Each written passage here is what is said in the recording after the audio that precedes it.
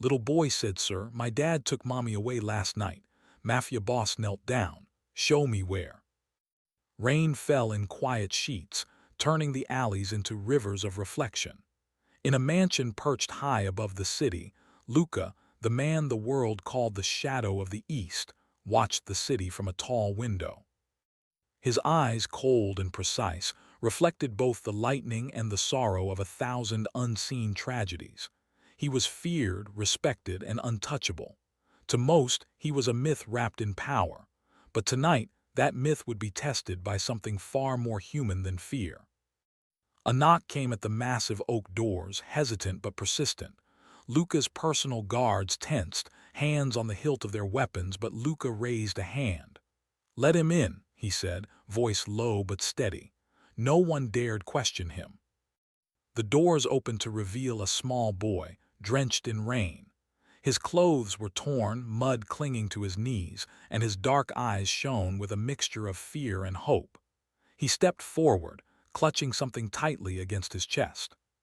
"Sir, please," the boy whispered, voice trembling. "My dad, he took mommy away last night." The words struck Luca like a lightning bolt. For a man who had seen betrayal, blood, and broken lives, something in the simplicity of this boy's fear pierced a part of him he thought long dead.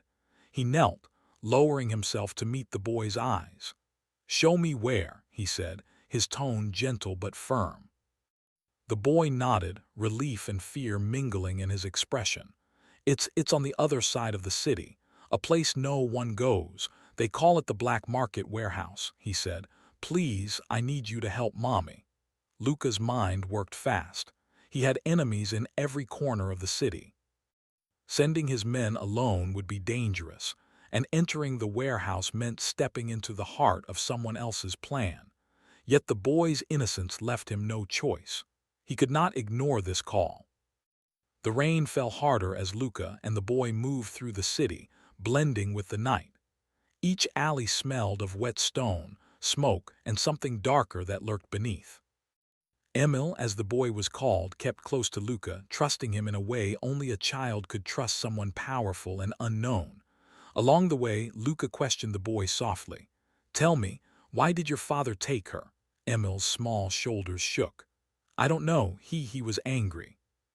He said mommy didn't belong to us anymore. But mommy, she never did anything wrong. She cares for people." Luca's lips tightened. He knew people like Emil's father, greedy, cruel, obsessed with power. But he also knew the city was full of people who did not understand love, compassion, or loyalty. And in that knowledge, Luca felt a spark of something unfamiliar, the desire to protect, not to dominate. Hours passed, and the city streets grew narrower and darker. Luca's senses sharpened. He felt the presence of others long before he saw them. Shadowy figures watched from windows, rooftops, and alleyways. The boy clutched his hand tighter, sensing the danger he could not name. Finally, they arrived. The warehouse loomed like a black monolith against the stormy sky. Its metal walls were rusted, windows shattered, and an ominous silence hung in the air, broken only by the distant drip of rain. Luca paused, scanning every corner, every shadow. He could feel the danger inside like a heartbeat, steady, deliberate, and ready to strike. "Mommy's in there," Emil whispered. "Please be careful." Luca nodded. He moved first, silent as a shadow, slipping through the broken doors. Inside, the air was thick with dust, oil, and fear. Crates and barrels formed a labyrinth, each corner hiding unknown threats. Luca's mind calculated every step, every possible encounter. He was the master of this city's darkness, yet tonight he was guided by something more fragile than strategy, a child's hope. A muffled sound drew Luca's attention. He crouched, moving closer to the noise. Peering through the shadows, he saw her. Emil's mother, Isabella, was sitting on the floor, hands tied, eyes scanning the room for any sign of mercy. The fire of resilience burned in her gaze, even in captivity. She was more than Emil had described, strong, defiant, yet vulnerable. Luca's chest tightened. This was no ordinary rescue. It was a test, not of his power, but of his humanity. He had conquered empires, faced enemies who would kill without hesitation, and walked through a world where loyalty was rare. Yet here in this dusty warehouse he faced a different kind of challenge: how to protect something precious without losing the man he had become. Suddenly, movement in the shadows. A guard, unaware of Luca's presence, approached Isabella. Luca's hand found the hilt of his sword. With precision and speed that seemed almost supernatural, he disarmed the guard and sent him sprawling. Isabella's eyes widened, not in fear, but in recognition that help had arrived. Who are you?" she asked, voice steady but cautious.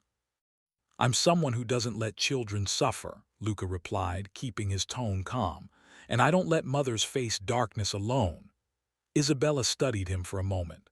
There was no arrogance, no threat, only quiet authority, yet she didn't relax completely. She had survived long enough to trust nothing at first glance. "Then you'll help us leave?" she asked, a trace of hope in her voice. "Yes," Luca said, "but you must be ready to move quickly. This place is a trap and we have little time." As they prepared to leave, Emil tugged at Luca's sleeve. "Sir, what about Daddy?" he asked, his voice small. Luca knelt again, locking eyes with the boy. "Sometimes," he said slowly, "people do wrong things because of fear or greed. But you are not responsible for what others do. Your job is to survive, to keep hope alive, and I will make sure of it."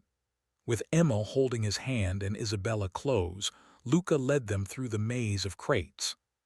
Shadows seemed to twist and follow them, but Luca's experience kept them safe. Every step required strategy, courage, and trust. The emotional tension between him and Isabella grew silently, a current running beneath words unspoken.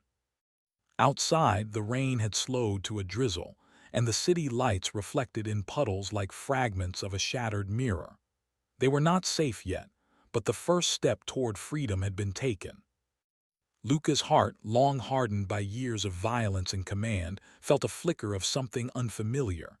Responsibility not just for territory or power, but for life, love, and hope. Suddenly, a whistle pierced the night, a signal that they had been followed. Luca's eyes narrowed.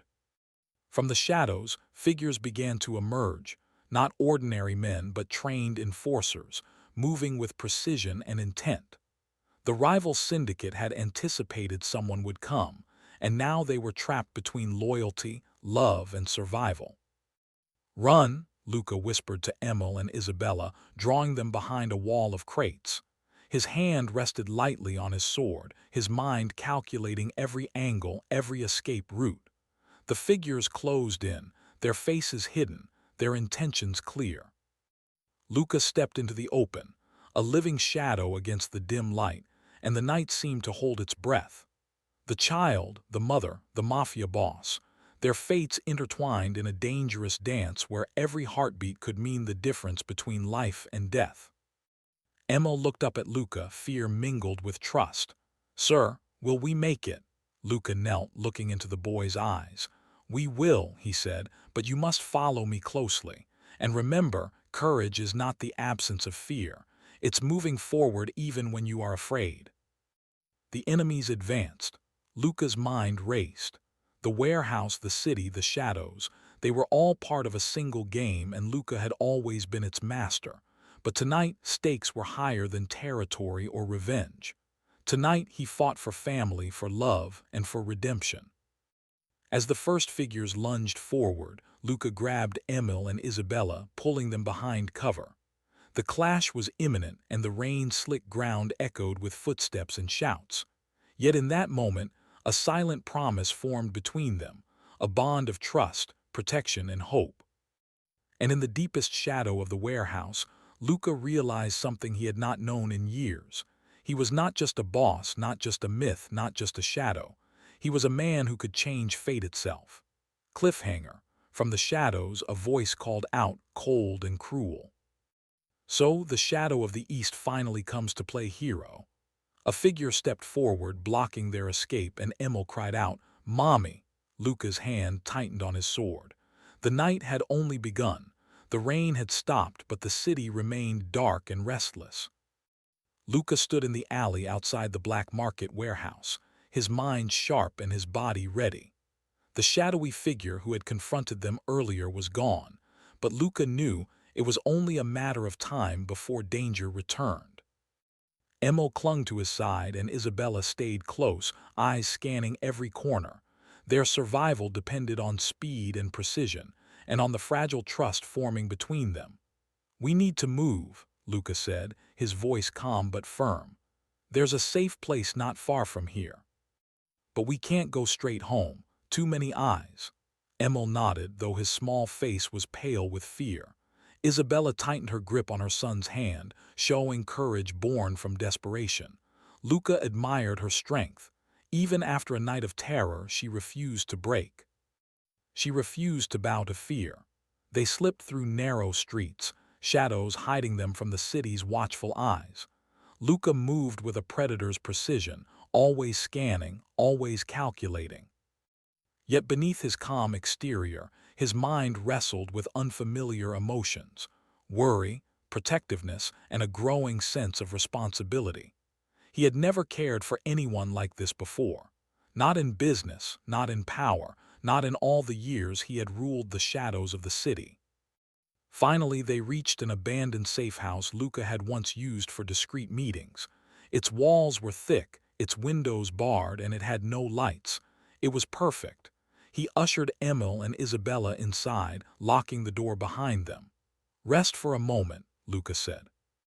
"We can't fight every battle at once, but I need to know your father. He didn't just take you. He took something from the city, something dangerous." Isabella's eyes flickered with fear, but she answered with measured honesty. "He wanted something I refused to give. He said it belonged to the family, but it wasn't mine to give. He has enemies. He doesn't care who suffers as long as he gets what he wants." Luca's jaw tightened. He had met many like Emil's father, greedy, ruthless, blind to the cost of their ambition. Yet this was personal. This was a man who threatened the lives of a child and a mother. That kind of cruelty demanded more than strategy. It demanded justice. Over the next hours, Luca prepared for what lay ahead. He could not simply confront Emil's father without understanding the forces surrounding him. Maps were spread across the dusty floor. Safe routes, escape paths, the likely positions of guards, all were carefully noted. Isabella watched him work, noting not just his skill but his quiet intensity. There was something magnetic about him, a presence that demanded both fear and respect. "You fight for control," Isabella said quietly, breaking the silence. "But this is different. You fight for something that isn't yours." Luca paused, looking up at her. "It is mine," he replied slowly, "because it's about protecting life, and sometimes protecting life is more important than power." She didn't respond immediately, but something passed between them, a mutual understanding, fragile but real.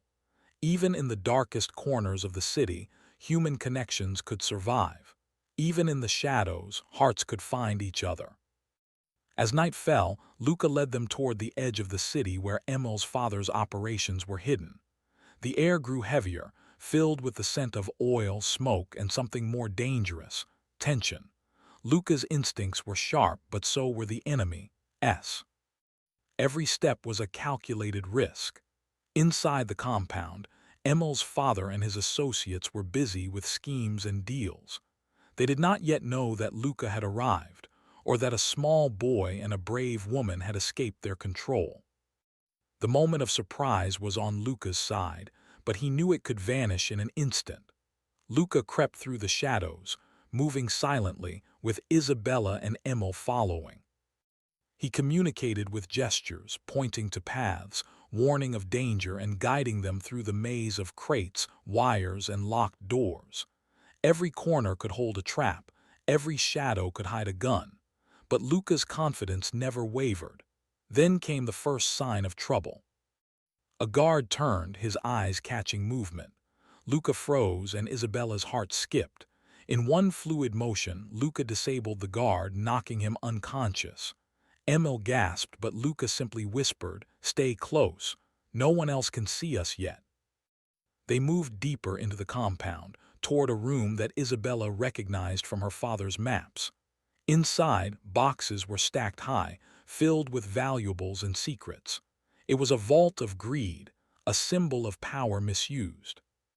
And somewhere beyond it, Emil's father waited, confident that no one could challenge him. When they finally reached the center, Isabella's eyes filled with tears, not of fear but of relief. She could see traces of hope, a rope untied, a door left ajar, subtle signs that someone had already tried to help her. "He was here," she whispered. "Someone wanted to make sure I could escape."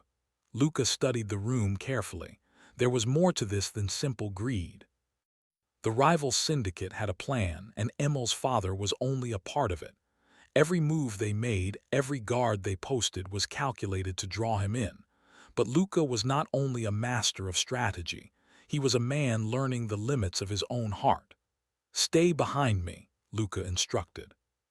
"I will face him, you must be ready to run." The confrontation was inevitable. Emil's father stepped out from the shadows, his face twisted with anger and disbelief. "You think you can take what's mine?" he snarled. "Who are you to interfere?" Luca stepped forward, calm but commanding. "I am the one who protects what you threaten. I am the one who will not let your cruelty harm innocent people." The tension was electric. Words hung in the air like lightning, threatening to strike. Emil's father lunged, but Luca's experience and precision outmatched him. Within moments, the fight was over. Luca did not enjoy violence, but he wielded it with a purpose, to protect, not to destroy. When Emil's father was subdued, Luca turned to Isabella. Her eyes were full of emotion, relief, gratitude, and something more complicated. Something that Luca felt but did not yet name, the beginning of trust, respect, and perhaps, in time, connection. Emil ran to his mother, hugging her tightly. "I knew you'd be safe," he whispered. "You were brave," Isabella said, holding him close. Then her gaze fell on Luca. "And you risked everything to save us. Why?" Luca looked at them both, his heart swelling with something he had long denied. "Because some things are worth more than power or fear. Because protecting life, protecting hope is worth everything." The night was quiet for a moment. The city's dark whispers faded, leaving only the sound of rain dripping from the roof and Emil's soft breathing. Luca allowed himself a small exhale, a rare moment of peace in a life defined by shadows. But peace in the city of whispers is always fleeting. A masked figure emerged from the doorway, unseen until the last second. Their presence was deliberate, calculated, and terrifying. Luca's instincts flared. He moved in front of Emil and Isabella, ready for what would come next. The figure spoke, voice cold and unnerving. "You think saving them was enough, Shadow of the East. You are a fool if you believe this ends here." Luca's eyes narrowed. "Who sent you?" he demanded. The figure didn't answer. Instead, they vanished into the shadows, leaving a single chilling warning. "Next time you will not be ready." Emil shivered, looking up at Luca. "Sir, are we still safe?" Luca knelt, placing a hand on the boy's shoulder. "For now," he said, "but danger never rests, and neither can we. You must trust me. I will protect you no matter what comes." Isabella watched Luca with a mixture of admiration and something she had not felt in years: hope. In a world of betrayal, greed, and darkness, here was a man who defied it all, not for power, not for revenge, but for the fragile, shining truth of life itself. They prepared to leave the compound, knowing that their journey was far from over. The night had tested them, drawn lines between fear and courage, and revealed the bonds that now tied them together. Luca, once a mythic shadow of the city, was becoming something more: a guardian, a protector, and perhaps a man capable of love. Cliffhanger, as they slipped into the night, another shadow moved unseen, following their every step.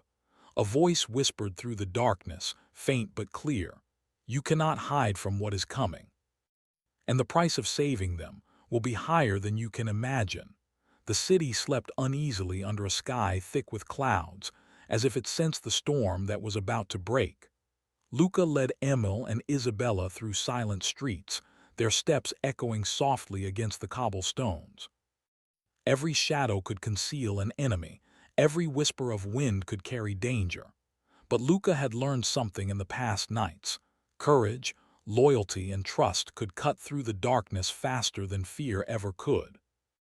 Emil clung to his mother, who walked beside Luca, her eyes alert, scanning the streets. Despite the fear in her heart, Isabella's confidence grew with every step. She had faced captivity and threats, yet she refused to let the shadows define her life. Luca admired her strength. Every glance at her revealed a quiet, unyielding fire that matched his own. They reached the edge of the city, where old ruins rose like the bones of a forgotten kingdom. Luca had chosen this place deliberately, a labyrinth of stone and shadows where few dared tread. Here he could plan, fight, and protect with the advantage of the unknown. "Stay close," Luca instructed, his voice steady but low. "We are not yet safe. They will come for her again, but here I can control the ground."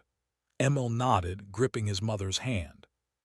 Will we really be safe this time?" Luca knelt to look the boy in the eyes. "As long as we trust each other, yes, but we must be ready to move if the shadows chase us.